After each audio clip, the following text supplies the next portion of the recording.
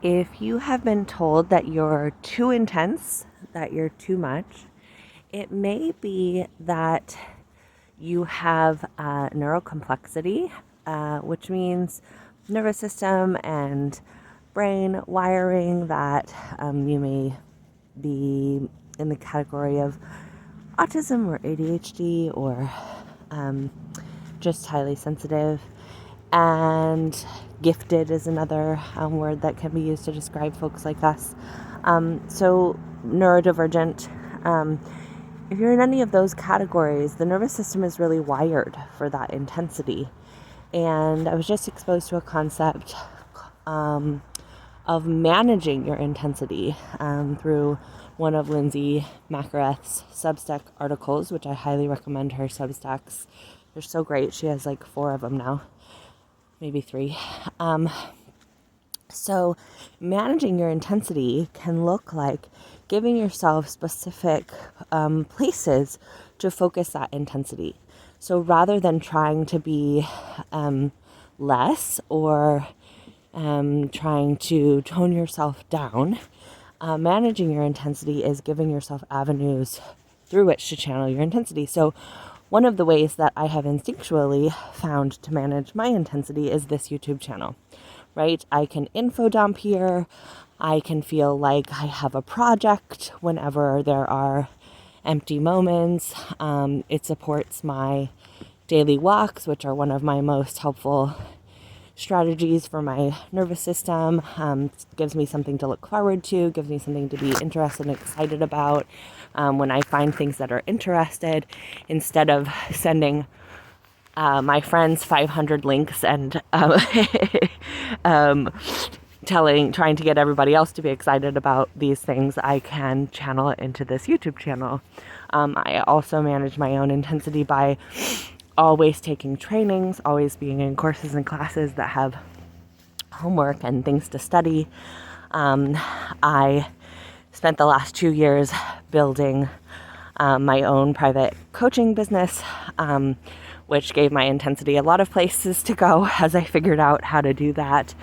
And over the past 6 months, I also built a house, not myself, but bought and then dealt with contractors and things to get a house built, and did that. So there's always a lot going on in my life, not anymore in a chaotic sense that it was when I was younger and didn't know as much about managing my intensity. So previously it would come out primarily in work and relationship conflicts is where my intensity would go. I would have a lot of conflict in relationships with family, friends, and with my workplace environment. And I was trying to change people and change systems that did not want to be changed. And so I was putting a lot of my intensity before into things that, the serenity prayer says, God grant me the serenity to accept the things I cannot change, the courage to change the things I can, and the wisdom to know the difference. And for a lot of time, in those years, I thought I just needed more courage to change people, places, and things. And it took me a while to find out that the wisdom to know the difference is that we cannot change people, places, and things, but we can change our own behavior. And so I put my intensity now into things that are about me. And that has created such a shift in the experience of, chaos and upheaval that I was in for most of my life. I now have pretty steady, low-key relationships, and my intensity can go into things like building the business, building a house. I'm going to start a master's program in integrative psychology in the winter, so I can put intensity into things like that.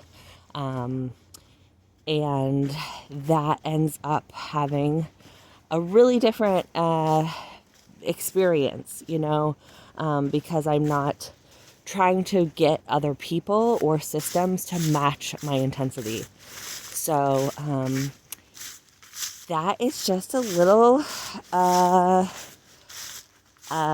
exploration of what it could look like to manage your intensity. And I would even say manage has a little bit of like a make it better vibe to it. So maybe I would rather call it channeling my intensity, because then I feel like I can celebrate it. And what I'm also celebrating today is that it's November. I think I can walk in the woods without having to think so much about ticks. Let's see. I am hopeful because I so prefer being out here with you all than on the road with the cars. So anyways, lots and lots of love.